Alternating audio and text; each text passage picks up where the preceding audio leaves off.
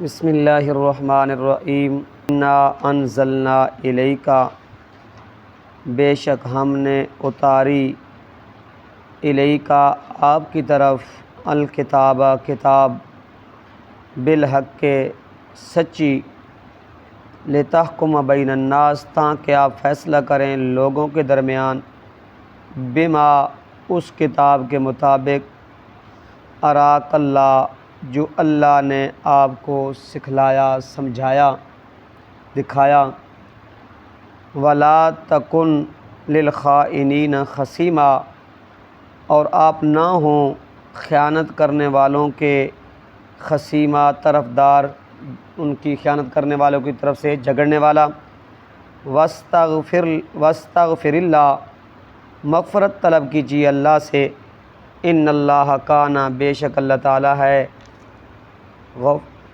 غفور الرحیم، بڑا بخشنے والا اور رحم کرنے والا، ولا تجادل عن الذین یختانون انفسہم، اور نہ جھگڑا کیجیے عن الذین، ان لوگوں کی طرف سے، یختانون جو خیانت کرتے ہیں، انفسہم اپنے آپ سے، ان اللہ بے شک اللہ تعالی لا یحب نہیں پسند کرتا، من کان خوانا اثیما، اس کو جو ہو خیانت کرنے والا، اثیما مجرم گنہگار، یستعفون من الناس، وہ چھپاتے ہیں لوگوں سے، ولا یستعفون من اللہ، اور نہیں چھپتے اللہ سے، وہو معہم، اور وہ اللہ ان کے ساتھ ہے، اذ یبیتون، جب کہ وہ مشورے کرتے ہیں نا رات کے وقت، ما لا یرضی من القول، جس بات سے اللہ راضی نہیں ہے، وکان اللہ بما یعملون محیطا، اور ہے اللہ تعالیٰ اس کو جو وہ کرتے ہیں گھیرے ہوئے، ہا انتم ہؤلاء جادلتم عنہم، سنو تم وہ لوگ ہو جو جھگڑتے ہو اس کی طرف سے، فی الحیات الدنیا، دنیا کی زندگی میں، ومن یجادل اللہ عنہم یوم القیامت، بھلا کون جھگڑے گا اللہ سے اس کی جانب سے یوم القیامت، قیامت کے دن، ام من یکون علیہم وکیلا، یا کون ہوگا اس کا کار ساز۔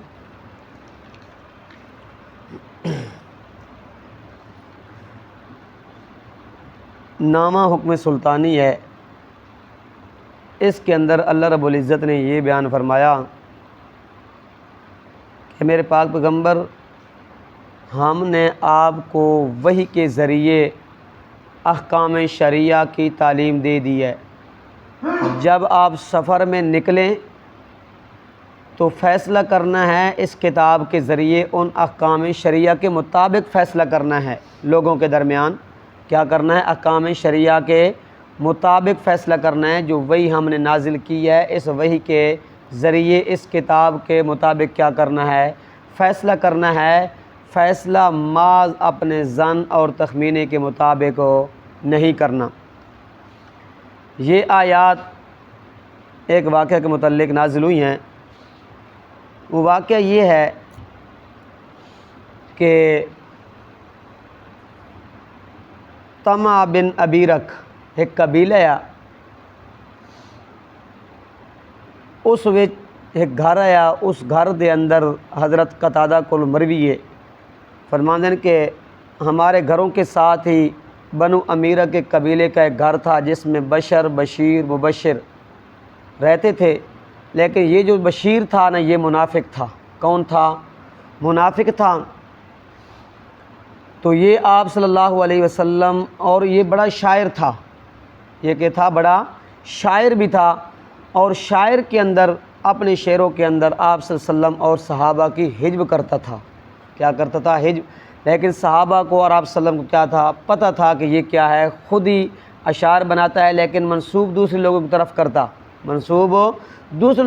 کرتا، لیکن حجب صحابہ اور آپ صلی اللہ علیہ وسلم کی طرف کرتا۔ پھر یہ زمانہ جاہلیت کے اندر ان کے اوپر کیا تھا؟ فاقہ تھا۔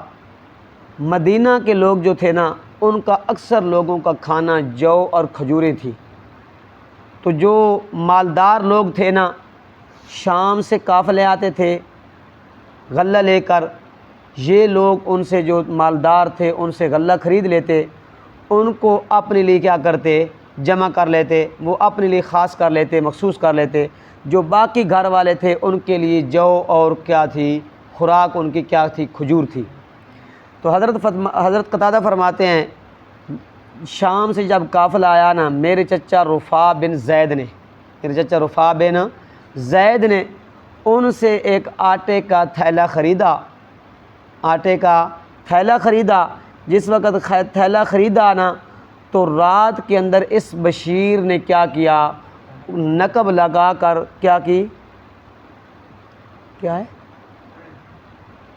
نقب لگا کر وہ تھیلا چوری کر لیا۔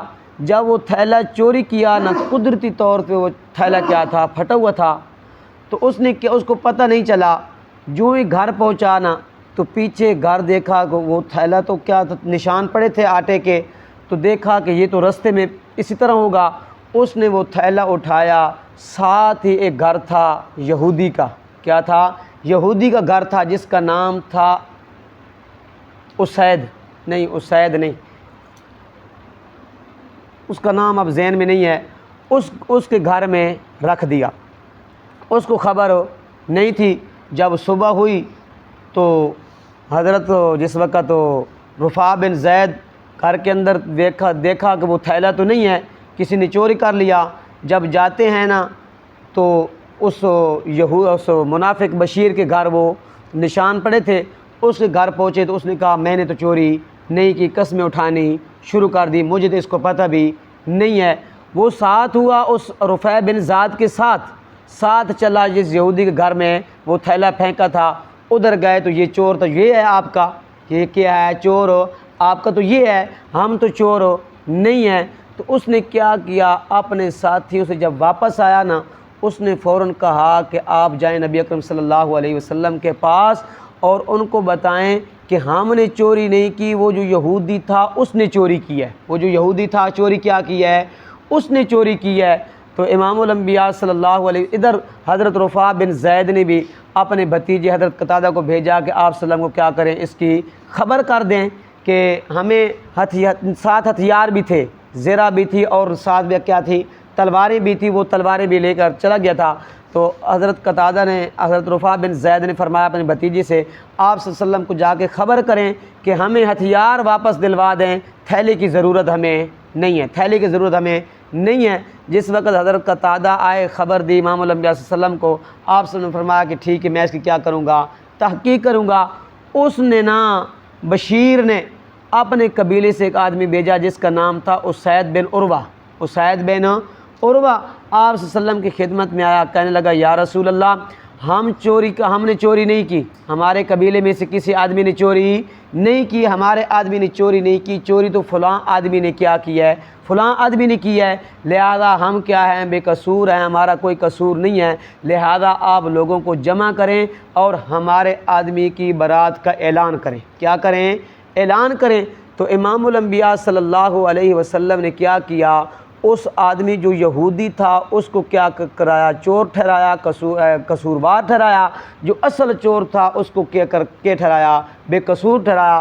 امام الانبیاء صلی اللہ علیہ وسلم نے جس وقت چور کا فیصلہ کیا نا ہاتھ کاٹنے کا، تو اللہ رب العزت نے فوراً یہ آیات نازل کر دی۔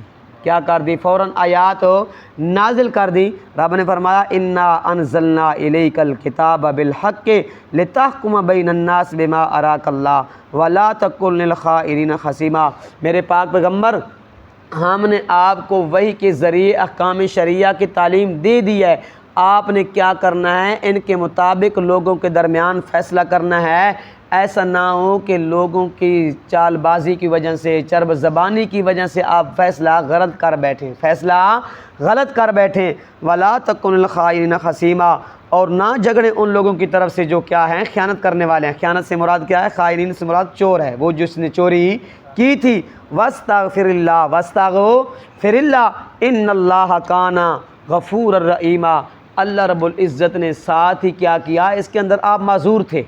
کیا تھے؟ آپ معذور تھے، آپ کو پتہ نہیں تھا، اس منافق نے آگے کیا اٹھائی تھی؟ قسمیں اٹھائی تھیں کہ ہم کیا ہیں؟ بے قصور ہیں، ہم نے چوری نہیں کی، چوری فلاں نے کی ہے، لیکن آپ بے قصور تھے۔ لیکن اگر یہ فیصلہ سرزاد ہو جاتا، فیصلہ سرزاد ہو جاتا، یہ نفس العمل کے خلاف تھا، اللہ نے حکم جاری کی میرے پاک پیغمبر آپ بھی کیا کریں؟ استغفار کریں۔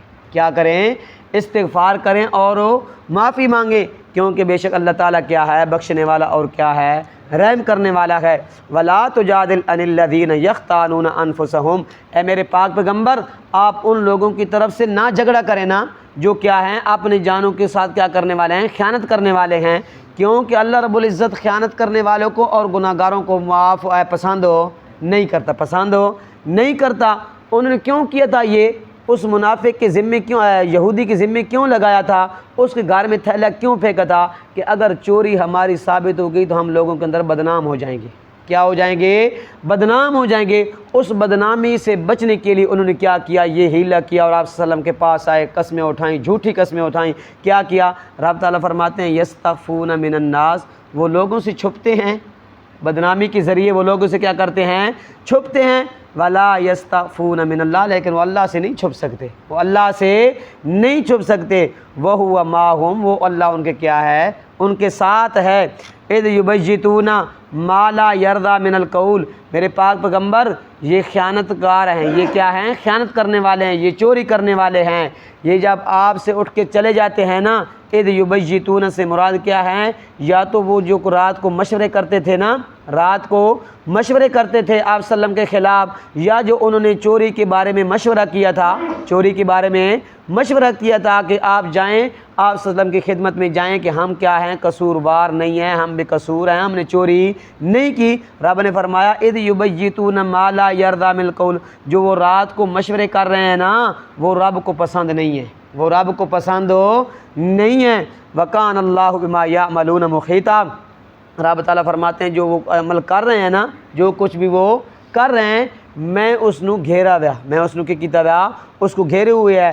اس لیے رب تعالیٰ فرماتے ہیں ہا انتم ہا اولائی جادلتم عنہم فی الحیات الدنیا، میرے پاک پیغمبر ان لوگوں کی طرف سے آپ مت جھگڑیں، سنو جو کیا ہیں؟ فی الحیات دنیا، دنیا کی زندگی کے بارے میں، دنیا کے زندگی کے بارے میں۔ یہ تو کیا ہے؟ دنیا چاہتے ہیں، یہ کیا چاہتے ہیں؟ دنیا کی زندگی چاہتے ہیں، ان کی طرف سے میرے پاک پیغمبر آپ نہ جھگڑیں۔ فَمَن يُجَادِلُ اللَّهَ عَنْهُمْ يَوْمَ الْقِيَامَةِ أَمَّن يَكُونُ عَلَيْهِمْ وَكِيلًا، ہاں کل قیامت کے دن کس کے بارے میں جھگڑو گے؟ اللہ سے کون جھگڑے کل قیامت کے بارے میں؟ ام یکون لہو وکیلا، یا کون ہوگا ان کا کارساز ہو، ان کا کارساز ہو۔ یہ تو آپ دنیا کی زندگی کے بارے میں، ان کے بارے میں کیا کر رہے ہیں؟ جھگڑا کر رہے ہیں، اللہ کے حکم سے کیا کر رہے ہیں؟ عدولی کر رہے ہیں، اور کیا ہے؟ آپ دنیا کی زندگی کے بارے میں ان کے جھگڑ رہے ہیں۔ کل قیامت کے دن جب اللہ کے سامنے وہ حاضر ہوں گے، کون جھگڑے گا؟ کون جھگڑے گا اللہ سے؟ یا ان کو کون بچائے گا اللہ کے عذاب سے، اللہ کی گرفت سے کون بچائے گا؟ ان کا کوئی کارساز نہیں ہوگا، اللہ کے بارے میں کوئی جھگڑنے والا نہیں ہوگا۔ تو اس لیے یہ آیات یہاں تک اگلے رکوع تک نازل ہوئی ہیں، وَلَكَانَ فَضْلُ اللَّهِ عَلَيْكَ عَظِيمًا تک، یہ اس واقعے کے متعلق جتنی بھی آیات ہیں سب نازل ہوئی ہیں۔ دعا کرو کہ اللہ رب عمل کی توفیق عطا فرمائے۔